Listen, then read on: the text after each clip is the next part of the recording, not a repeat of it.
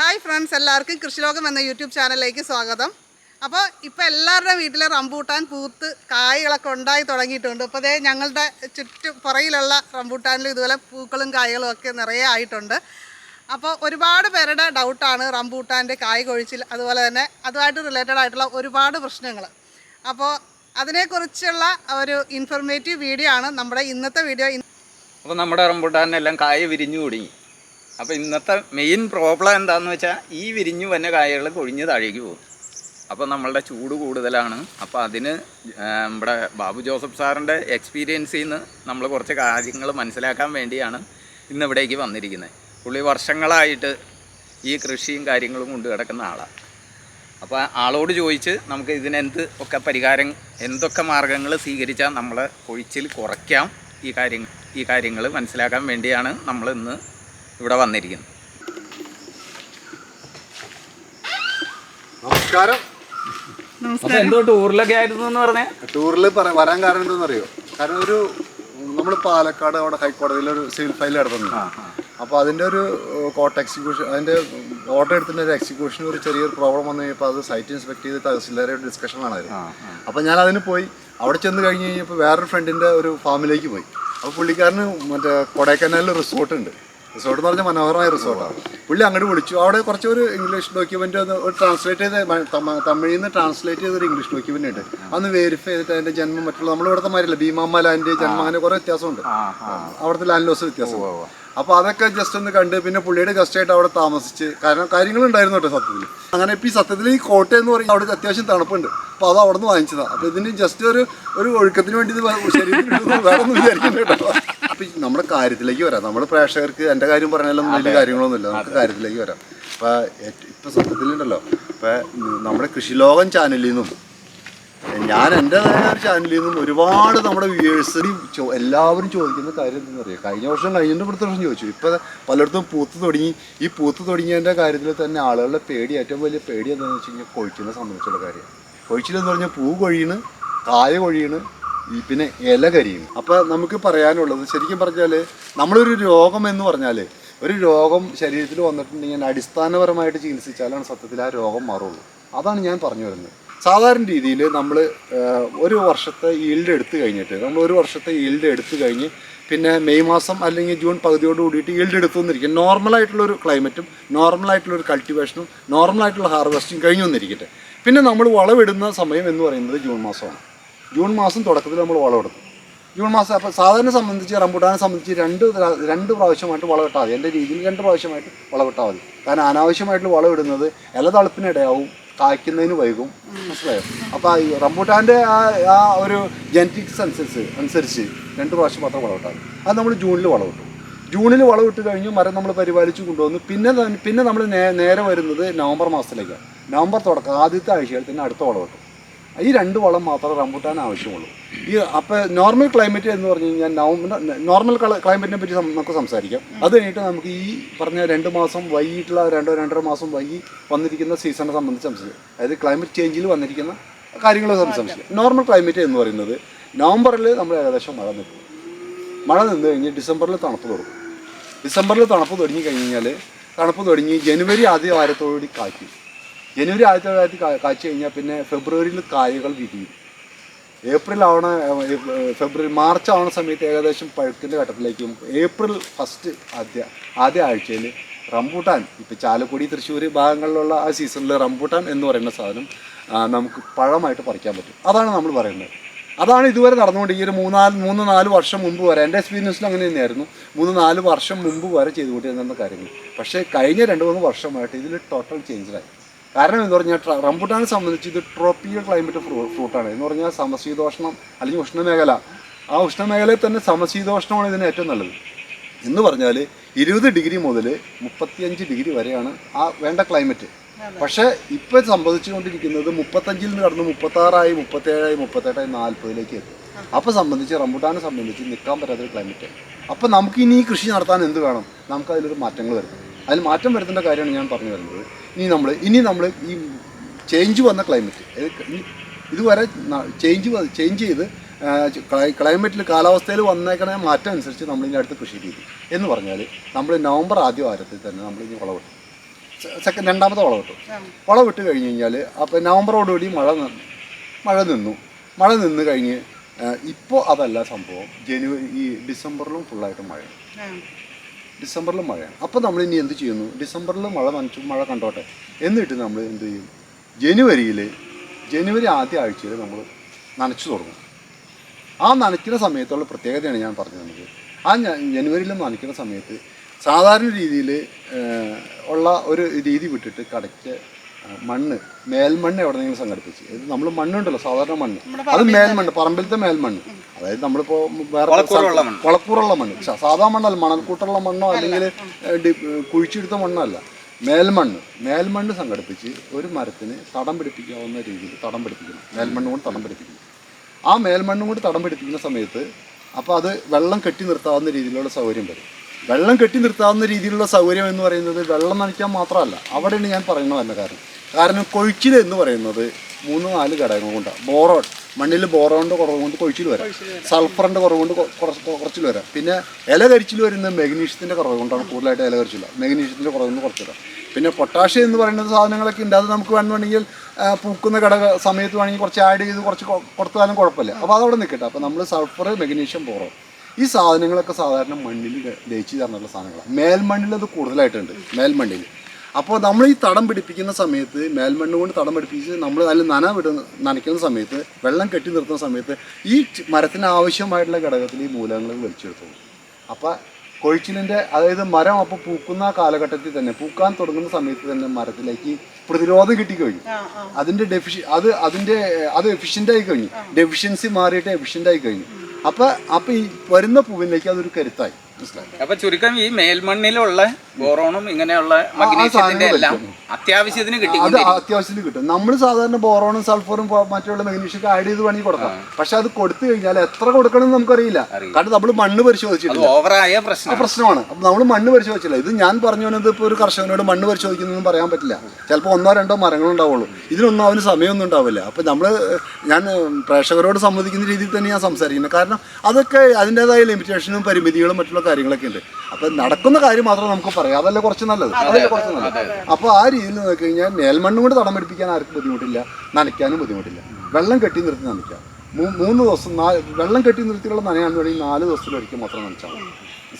ഇനി ഇതൊന്നും ചെയ്യാൻ പറ്റിയില്ലെങ്കിൽ നനയുടെ കാര്യത്തിൽ വേണ്ടത് ശരിക്കും പറഞ്ഞാൽ വെള്ളം ഒഴിച്ചു കൊടുക്കാം. അത് 3 ദിവസത്തിലൊരിക്കൽ വെള്ളം ഒഴിച്ചു കൊടുത്താലും നമുക്ക് നനയ്ക്കാം. അതവിടെ നിൽക്കട്ടെ. അപ്പോൾ നമ്മളിപ്പോൾ കൊഴിച്ചിലിനെ പറ്റി മാത്രമാണ് പറയുന്നത്. അപ്പോൾ കൊഴിച്ചിലിൻ്റെ ഏറ്റവും വലിയ ഘടകമാണ് ഈ പറഞ്ഞ മേൽമണ്ണും കൊണ്ട് തടന്ന് കെട്ടി നിർത്തി നനച്ച് കഴിഞ്ഞാൽ അതിന് ആവശ്യമുള്ള മൂലകങ്ങൾ അതിലേക്ക് നനച്ച് വെച്ച് ചാരം ഇട്ട് കൊടുക്കാവോ എന്ന് ഒരിക്കലും കൊടുക്കരുത്.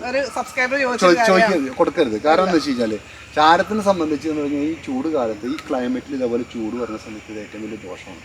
അതെന്താ കാരണം ഞാൻ പറയാൻ കാരണം അറിയാം. ഇപ്പോൾ ക്ലൈമറ്റ് എന്ന് പറയുന്നത് 35-34 ഡിഗ്രി വരെ റംബൂട്ടാൻ്റെ ക്ലൈമറ്റ്, അതായത് അതിനെ റെസിസ്റ്റ് ചെയ്ത് നിൽക്കുന്ന ക്ലൈമറ്റ് ഉള്ളൂ. അതിന് വിട്ട് മുകളിലേക്ക് പോയി കഴിഞ്ഞാൽ ഈ ചെടി അതിനനുസരിച്ച് പ്രതികരിച്ചുകൊണ്ടിരിക്കും.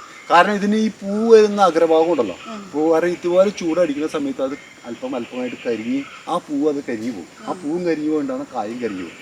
അങ്ങനെ ഒരു കരിച്ചിലിന് ഇൻഡ്യൂസ്മെന്റ് ആണ്, ഒരു പ്രേരണ ഘടകമാണ് ഈ ചാരം കൊടുക്കുന്നത്. അത് സംബന്ധിച്ച് ഇപ്പോൾ ജൂൺ ജൂലൈയിൽ ഇപ്പോൾ എന്ത് കൊടുത്താലും കുഴപ്പമില്ല. ജൂൺ മാസത്തിൽ ഈ ചാരം കുറച്ചിട്ടു എന്ന് വിചാരിച്ചിട്ട് കുഴപ്പമില്ല. ആ സമയം നവംബർ മാസത്തിൽ വളം ഇടുന്ന സമയത്ത് ഒന്നും ചെയ്യാൻ പറ്റില്ല.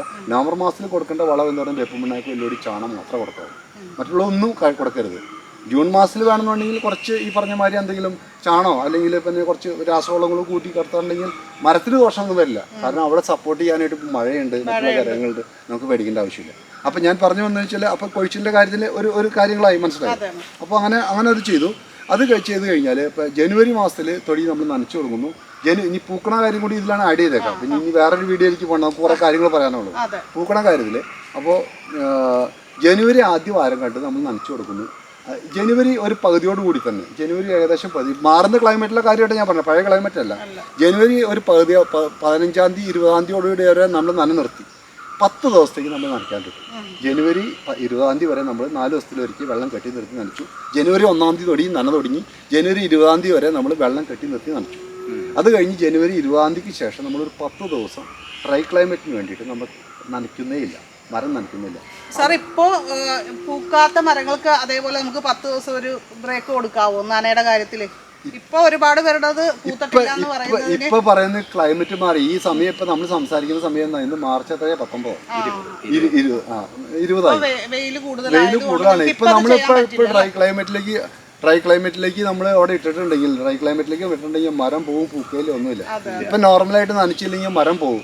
ഈ പറഞ്ഞ തളിരിന് പ്രൊഡക്ടിവിറ്റി ഉണ്ടാവില്ല. ഇത് വന്ന് തളിർത്ത് അതിന്റെ അഗ്രഭാഗത്ത് അതിന്റെ പൂ വരണമെങ്കിൽ പ്രൊഡക്ടിവിറ്റി ഉണ്ടാവുന്നുണ്ടെങ്കിൽ നനച്ചില്ലെങ്കിൽ ഒരു കാര്യമില്ല. ഇപ്പൊ എല്ലാ കാര്യമല്ല പറഞ്ഞു തന്നെ. ഇപ്പൊ നമ്മുടെ തളിർത്തിട്ടുണ്ട്. ഇപ്പൊ ഇനി കായ്ക്കാനുള്ള സാധ്യത, പൂക്കാനുള്ള സാധ്യത ഉണ്ടോ മരത്തിന്റെ? ഇനി പൂക്കാനുള്ള സാധ്യതയുണ്ട്. അതാണ് പറഞ്ഞ ക്ലൈമറ്റിൽ 2.5 മാസം. ഇപ്പൊ നമ്മള് മഴ കഴിഞ്ഞ് കഴിയുമ്പോൾ അധികം വൈകാതെ തന്നെ നന കൊടുക്കാം. അത് കഴിഞ്ഞ് നന കൊടുത്തിട്ട് 2 ആഴ്ച നനച്ചതിന് ശേഷം ഒരു 10 ദിവസം. അത് ഞാൻ ഡേറ്റ് വൈസിൽ പറയാണ്. ജനുവരിയിൽ നമ്മൾ നന തുടങ്ങി, ഡിസംബറിൽ മഴ അവസാനിച്ചു, ജനുവരിയിൽ നമ്മൾ നന തുടങ്ങി, ജനുവരി 20-ാം തീയതി വരെ നമ്മൾ നനച്ചു കഴിഞ്ഞ് 10 ദിവസത്തേക്ക്. ഇപ്പൊ ചെയ്യാനല്ല പറഞ്ഞത്, ജനുവരി മാസം കഴിഞ്ഞു, ആ കാലം കഴിഞ്ഞു, അടുത്ത വർഷം അത് ചെയ്യാൻ പറ്റുള്ളൂ. ജനുവരി 20-ാം തീയതി നമ്മൾ നന നിർത്തി 10 ദിവസത്തേക്ക് നമ്മൾ ഡ്രൈ ക്ലൈമറ്റിന് വേണ്ടി വെയിറ്റ് ചെയ്തു. അപ്പൊ എന്താ കാര്യം എന്ന് വെച്ചാൽ ഓൾറെഡി അവിടെ തണവുണ്ട്, മഞ്ഞ് പോയിട്ടില്ല, കുളിര് പോയിട്ടില്ല. അപ്പൊ അതുകൊണ്ട് മരത്തിന് ദോഷം ചെയ്യില്ല. ഈ 10 ദിവസം ഡ്രൈ ആക്കിയിട്ട് കഴിഞ്ഞ് കഴിഞ്ഞാൽ പിന്നെ നമ്മൾ ചെയ്യേണ്ട കാര്യം എന്ന് വെച്ച് കഴിഞ്ഞാൽ ഫെബ്രുവരി മാസത്തിൽ തന്നെ ഈ സാധനം വീണ്ടും നമ്മൾ നന ജസ്റ്റ് ആരംഭിക്കും. അപ്പൊ നന ആരംഭിക്കുമ്പോഴേക്കും ഇവിടെ ചെറിയ പൂക്കാനുള്ള ഇത് വന്നിട്ടുണ്ടാവും. ആ നന എന്ന് പറയുന്നത് 4 ദിവസം കൂടുമ്പോൾ തന്നെ നനച്ചാൽ മതി. വെള്ളം കെട്ടി നിർത്തി നനയ്ക്കണ്ട, കുറച്ച് നനച്ചു. അങ്ങനെ ഒരു 10 ദിവസം കൂടി വീണ്ടും നമ്മൾ ചെറുതായിട്ട് നനച്ചു കഴിഞ്ഞാൽ ഏകദേശം പൂ നിറഞ്ഞു കഴിഞ്ഞാൽ പിന്നെ ഫെബ്രുവരി ഒരു പകുതി കഴിഞ്ഞ് കഴിഞ്ഞാൽ ഏകദേശം പൂക്കലായിട്ട് നിറഞ്ഞു തുടങ്ങിയിട്ടുണ്ടാവും. ഫെബ്രുവരി ലാസ്റ്റ് ആകുമ്പോഴേക്കും ഫുള്ളായിട്ട് ഏകദേശം പൂത്ത് കഴിഞ്ഞ് കഴിഞ്ഞാൽ പിന്നെ നമ്മൾ മാർച്ച് 1-ാം തീയതി തുടങ്ങിയിട്ട് നന്നായിട്ട് നനയ്ക്കാം. എന്തിനാണെന്നറിയാം? അപ്പൊ ഏകദേശം പൂത്താൽ നല്ല പിന്നെ കൊഴിച്ചിലിനെ നമുക്ക് കൺട്രോൾ പ്രതിരോധിക്കണം. കൊഴിച്ചിലിനെ പ്രതിരോധിക്കണം, കായ വിരിഞ്ഞു വരാനായിട്ടുള്ള ഒരു ബിസിനസ് അത് കുറക്കും. ഈ 2 കാര്യങ്ങളും അത് ചെയ്യണം. അപ്പൊ നമ്മളെ സംബന്ധിച്ച് അപ്പൊ മാർച്ച് മാസം തുടങ്ങിയിട്ട് നമ്മൾ ഈ കായ ജസ്റ്റ് വിരിഞ്ഞു തുടങ്ങി. മാർച്ച് ഏകദേശം ലാസ്റ്റ് ആകുമ്പോഴേക്കും ഏകദേശം കായകളൊക്കെ വിരിഞ്ഞു. അപ്പൊ നമുക്കിപ്പോ ഇത് ഞാനീ പറഞ്ഞാലും വ്യത്യാസങ്ങൾ വരാനില്ല. അപ്പൊ നമ്മളടുത്ത ഇനി കാണാൻ പോകുന്ന സീനുകളിലൊക്കെ കായ വിരിഞ്ഞിരിക്കുന്നത് നമ്മൾ കാണാൻ പോകണം. പൂത്ത് കായ വിരിഞ്ഞിരിക്കണം. അതായത് ഇപ്പൊ 2-2.5 മാസത്തോളം മാറിയ ക്ലൈമറ്റിൽ നിന്ന് നമ്മൾ സംസാരിക്കുന്നത്. അതാണ് നമ്മൾ പ്രേക്ഷകർ കൊടുക്കുന്നത്. മറ്റേ കാലം കഴിഞ്ഞു, ഞാൻ പറഞ്ഞില്ല, 3-4 കൊല്ലം മുമ്പുള്ള കാലങ്ങൾ കഴിഞ്ഞു. അപ്പോൾ മാറുന്ന ക്ലൈമറ്റിലേക്ക് മാറ്റങ്ങൾ വന്നു. അത് അപ്പോൾ ഏകദേശം പറഞ്ഞു കഴിഞ്ഞാൽ മാർച്ചോട് കൂടി തന്നെ ഏകദേശം കായ വിരിഞ്ഞ് ആ കായ മൂക്കാറാവുന്ന സമയത്ത് ഏപ്രിലാവും. ഏകദേശം മെയ് ഒരു 15-ാം തീയതിക്ക് ശേഷം പഴം പറിക്കാൻ തുടങ്ങും. ജൂണിലാണ് സമയത്ത്, ജൂൺ മാസം ആകുമ്പോൾ ഫുള്ളി കൾട്ടിവേഷൻ കഴിയും. അതാണ് പറയുന്നത്. അപ്പോൾ അന്ന് ഞാൻ പറഞ്ഞു ജൂൺ ലാസ്റ്റോട് കൂടിയിട്ടോ ജൂൺ പകുതി ഓടിയിട്ട് അടുത്ത വളമിടാമെന്ന് പറഞ്ഞത്. അതാണ് അതിൻ്റെ രീതികൾ പറയാനുള്ളത്. അപ്പോൾ ഈ പൂത്ത് നിൽക്കുന്ന സമയത്ത് നമ്മൾ വളം കൊടുക്കരുത്. പൂത്ത് നിൽക്കുന്ന സമയത്തൊന്നല്ല, പൂക്കുന്നതിന് മുമ്പ് 1 മാസം മുമ്പ് വളം അവസാനിപ്പിച്ചിരിക്കണം. ആണ് ഞാൻ പറഞ്ഞു നവംബർ ആദ്യത്തിൽ നമ്മൾ വളം കൊടുത്തിട്ടുണ്ടെങ്കിൽ പിന്നെ പൂത്ത് തുടങ്ങുന്നത് ജനുവരിയിലല്ലേ. അതായത് 1.5 മാസം മുമ്പ് നമ്മൾ വളം അവസാനിപ്പിച്ചിരിക്കണം. അവിടെയാണ് കാര്യം. നമ്മൾ ആ ഇടുന്ന വളത്തിനെ സംബന്ധിച്ച് ഒരു 2 മാസത്തെങ്കിലും ഒരു മരത്തിനൊരു സാവകാശം കൊടുത്തില്ലെങ്കിൽ ആ വളത്തിൽ നിന്ന് ഒന്നും വലിച്ചെടുക്കാൻ പറ്റില്ല. പിന്നെ അങ്ങനെ വലിച്ചെടുക്കണമെങ്കിൽ രാസവളമായിരിക്കും കൊടുക്കണം. നമ്മൾ കൊടുക്കുന്ന രാസവളമല്ല, വേപ്പും പിണ്ണാക്കി എല്ലോടിയും ചാണകമാണ്. അത് വലിച്ചെടുക്കാനല്ല. ഞാൻ ചോദിച്ച ഒരു സംശയം, ഇപ്പൊ ഈ പൂത്തു കാര്യങ്ങൾ വന്നൂല, അപ്പൊ ചെടീനെ സംബന്ധിച്ച് കൂടുതൽ വളവും വെള്ളവും ആവശ്യമല്ലേ? ആവശ്യമാണ്. അതിന് ഓൾറെഡി കിട്ടിയിട്ടുണ്ടല്ലോ. ഞാൻ പറഞ്ഞിരിക്കുന്നത് സാർ ഒരു കാര്യം. അപ്പൊ ഇപ്പൊ ഒരു കർഷകൻ ചോദിച്ചിരിക്കുന്ന ഒരു ക്വസ്റ്റ്യൻ ആണ്. ഇപ്പൊ നമ്മൾ ഓൾറെഡി ഈ പറഞ്ഞ പോലെ നേരത്തെ വളം ചെയ്തിട്ടില്ല, ഇപ്പൊ ഇത് ഉണ്ടായിട്ടുണ്ട്. അപ്പൊ അതിന് നന്നായിട്ട് കായ പിടിക്കാനായിട്ട് നമുക്ക് ഇപ്പൊ ചാണകപ്പൊടി ചേർത്ത് കൊടുക്കാവോ? തെറ്റുണ്ടോ? ഇപ്പൊ എന്റെ എക്സ്പീരിയൻസിൽ ഒരു വളവും പൂത്ത് കഴിഞ്ഞ് കായ വിരിഞ്ഞ് തുടങ്ങി കഴിഞ്ഞാൽ വളം എന്ന് പറയുന്നത് ഇതിന്റെ കടയ്ക്ക് തൊടാൻ പാടില്ല. മുമ്പ് കാലങ്ങളിൽ നമ്മൾ പൊട്ടാഷ് ഇട്ട് കൊടുക്കുമായിരുന്നു. ഞാനിവിടെ ഇട്ട് കൊടുത്തിട്ടുണ്ട്, പൊട്ടാഷ് കൊടുത്തിട്ടുണ്ട്. ആദ്യം ബോറോൺ ഇട്ട് കൊടുത്ത് മൊത്തം മരങ്ങൾ നശിപ്പിച്ചിട്ടുണ്ട്, അനാവശ്യമായിട്ട് ചെയ്താണ് കാര്യം. അതുകൊണ്ടാണ് ഞാൻ പറഞ്ഞത് എന്തുകൊണ്ട് കൊടുക്കുന്നില്ല എന്ന്. ആ ചോദ്യത്തിനാണ് ഞാൻ മറുപടി പറഞ്ഞത്. ക്ലൈമറ്റിൽ ഓൾറെഡി ചേഞ്ച് വന്നു കഴിഞ്ഞു.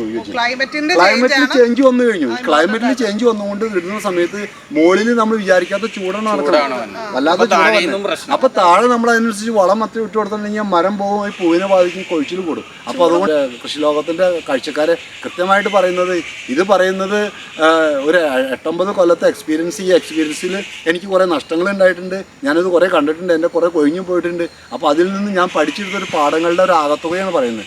അതുകൊണ്ട് ഇതിപ്പോൾ എൻ്റെ നമ്പർ കൂടി എന്തായാലും നിങ്ങൾ കൊടുക്കുമല്ലോ, ആളുകൾ വിളിച്ചോട്ടെ. കൊഴിച്ചിൽ മാറാനായിട്ട് സ്പ്രേ അടിച്ചു കൊടുക്കുക, അങ്ങനെയുള്ള ഒരുപാട് പേര് ചോദിക്കുന്ന ഒരു കാര്യം. ഒരൊറ്റ കാര്യം എല്ലാവരോടും പറയേണ്ട കാര്യം, കൊഴിച്ചിലിന് മരത്തിൽ തുടങ്ങുന്നത് മരം പൂത്ത് തുടങ്ങുന്നതിന് 2 മാസം മുമ്പ് തുടങ്ങേണ്ട, പൂക്കുന്നതിന് 2 മാസം മുമ്പ് തുടങ്ങേണ്ടതാണ് ശരിക്കും കൊഴിയാതിരിക്കാനായിട്ടുള്ള പ്രോസസ്സ്. മരം പൂത്ത് കഴിഞ്ഞതിന് ശേഷം, മരം പൂത്ത് കായ് വിരിഞ്ഞ് അല്ലെങ്കിൽ പൂത്ത് തുടങ്ങിയതിന് ശേഷം ആ പൂ വിരിയാതിരിക്കാനോ കായ വിരിയാതിരിക്കാനോ നമുക്ക് വേറെ മരുന്നുകളൊന്നും ചെയ്യേണ്ട ആവശ്യമില്ല. ഈ പറഞ്ഞ രീതിയിൽ മാത്രം ചെയ്താൽ മതി. ഞാൻ പറഞ്ഞതെന്ന് വെച്ചാൽ നമ്മളൊരു പൂത്ത് തുടങ്ങുന്നതിന് മുമ്പ് 2 മാസം മുമ്പ് നമ്മൾ പച്ചമണ്ണ് കൊണ്ടുവന്ന് മേൽമണ്ണ് കൊണ്ട് തടം പിടിപ്പിക്കുകയും പ്രോപ്പർ സമയത്ത് നമ്മൾ നനയുടെ കാര്യം പറഞ്ഞു, ഞാൻ റിപ്പീറ്റ് ചെയ്യേണ്ട ആവശ്യമില്ല. ആ കൃത്യമായിട്ട് നനയ്ക്കുകയും ചെയ്തിട്ടുണ്ടെങ്കിൽ മരം ഓൾറെഡി അതിന് പ്രൊട്ടക്റ്റീവായി. ആ സമയത്ത് വേണ്ട.